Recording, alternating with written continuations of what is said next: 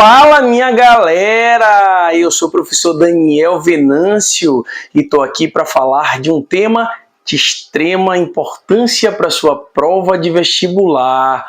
Antes, eu queria pedir humildemente, deixa o seu like, compartilha esse vídeo, se inscreve no canal, porque, gente, olha só, toda semana vocês vão ter vídeos sensacionais, com conteúdos sensacionais, conteúdos diversos, que vocês não podem perder. Vamos lá, nossa aula de hoje é sobre biologia energética. Biologia energética, gente, que nas provas de vestibular, elas aparecem em todas as provas que vocês imaginarem, Enem, Unicamp, FUVEST, as principais provas de vestibular do Brasil cobram biologia energética. E é um assunto que as pessoas costumam dizer que é um assunto de biologia complicado. Vocês vão ver o quão fácil é estudar biologia energética. Prometo para vocês que vou fazer vocês entenderem de uma vez por todas, com toda a facilidade e toda a simplicidade do mundo. O que é biologia energética, prof? A gente também chama de bioenergética.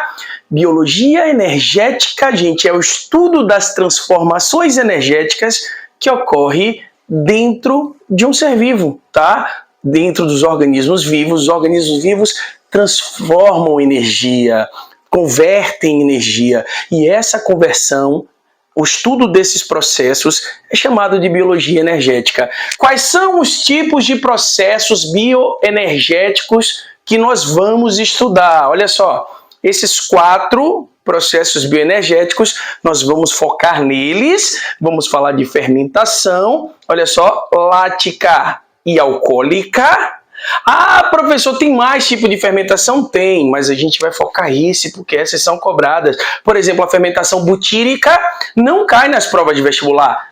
A lática cai, a alcoólica cai, tá? Fermentação também é chamada de respiração anaeróbica. Professor, a produção está falando aqui, professor, o que é respiração anaeróbica? Respiração anaeróbica é aquela que não utiliza o gás oxigênio.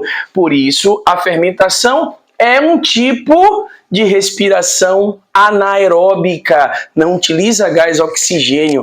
Os organismos que realizam essa fermentação são organismos inferiores, como bactérias, como protozoários, como fungos, embora as nossas células musculares estriadas esqueléticas, em algumas situações, podem também fazer o processo de fermentação lática. A gente vai ver por que isso acontece, em qual condição isso acontece nos próximos vídeos, beleza?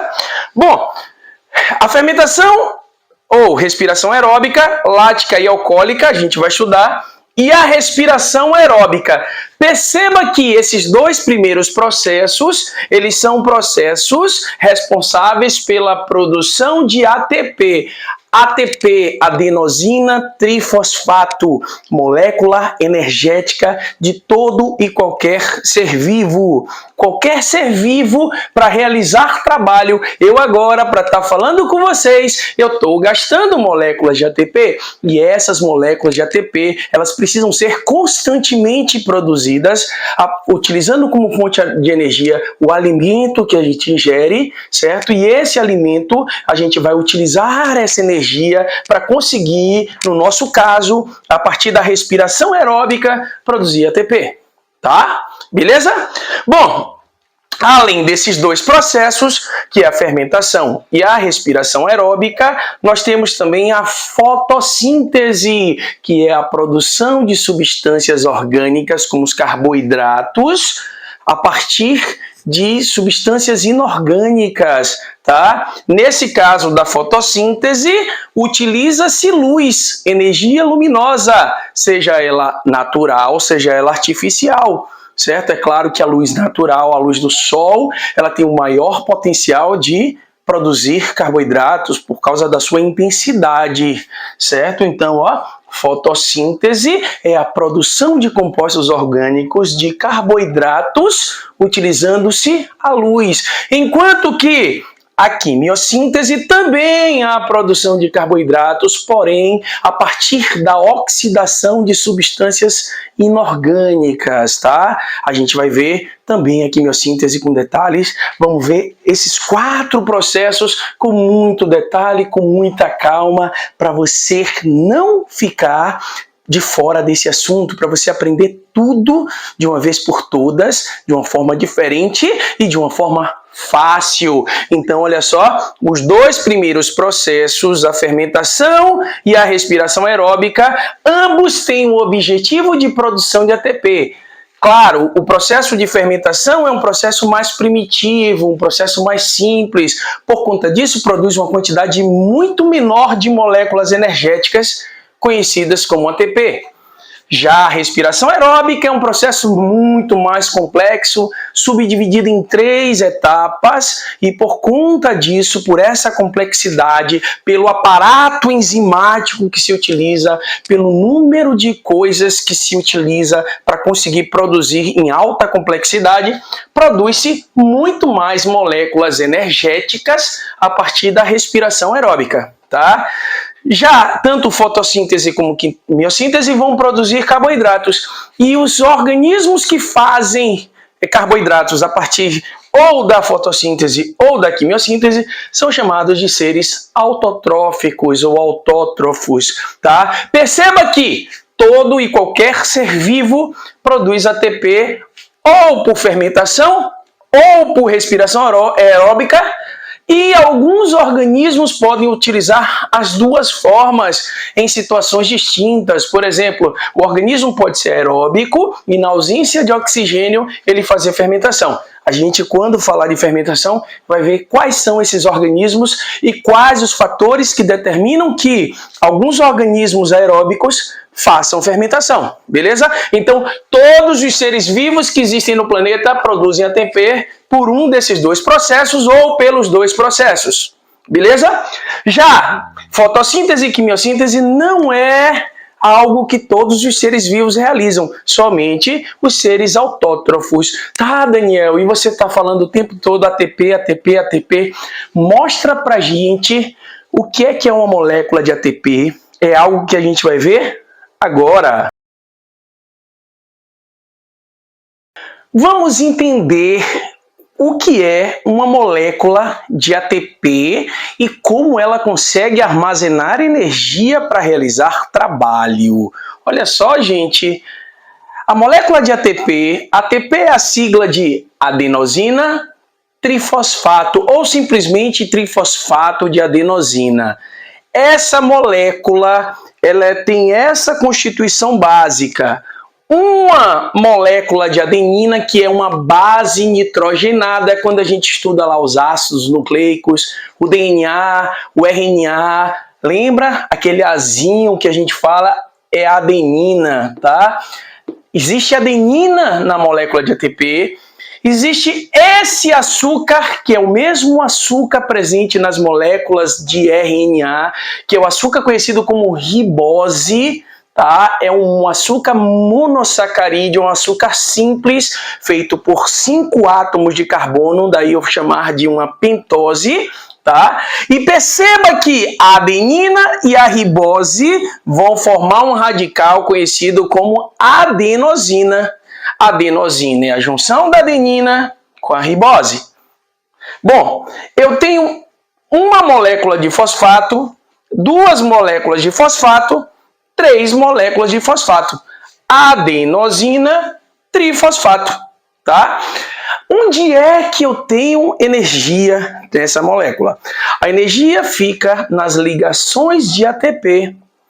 A ligação entre fosfato, cada ligação entre fosfato tem 3.200 calorias de energia, ou 3,2 quilocalorias, como preferir, tá?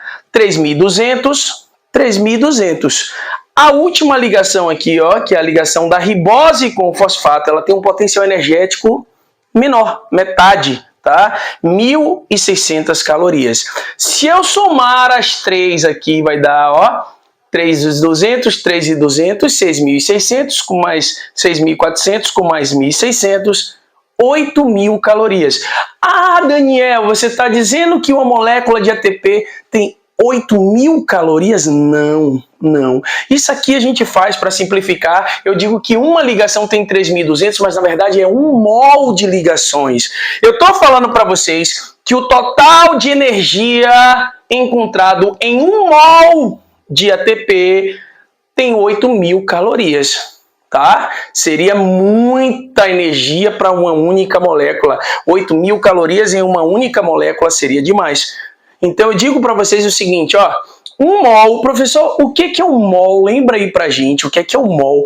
1 mol de qualquer coisa é um número muito grande desse qualquer coisa. 1 mol de ATP tem, olha só, aproximadamente 6,02 vezes 10 a 23 moléculas de ATP, tá, gente? É um número muito, muito, muito grande. Então, quando eu falo aqui, ó, que 1 mol de ligações entre fosfatos tem 3.200 calorias, tá? 3.200, 1.600, totalizando em 1 mol de moléculas de ATP, ou seja, esse número de moléculas de ATP tem 8.000 calorias. Ok? Beleza? Bom, nesse caso, eu preciso gerar transformação aqui, ó. Eu preciso gerar quebras para conseguir extrair energia dessa molécula. Essa quebra é feita por enzimas. Enzimas vão conseguir quebrar essas ligações, porém, elas precisam estabilizar essas ligações.